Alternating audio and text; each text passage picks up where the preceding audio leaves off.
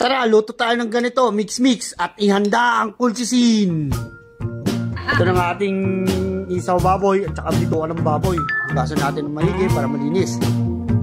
Papakuluan natin ng 30 minutos yan para lumambot konti. Mag-slice lang tayo ng bawang sibuyas at luya para patanggal ng lansa. At ito na nga, over 40. Pasok! Buhusan na rin natin ng soy sauce para pumuli at manuot ng lasa. Takpan na rin natin.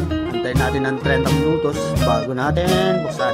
Handa na rin natin itong ating pang-isa sa susunod na hakbang. At ito na nga. Up! Stand is up! Ito na nga, lumambot na nga. Ihon na natin siya. Slice na rin natin itong mga pinakuluan natin. Isaw ng baboy, bituan ng baboy, at saka karne ng baboy. At yun! Light it up! Isa na tayo. Ilagay na natin ang mantika, bawang sibuyas. At ilagay na rin natin to.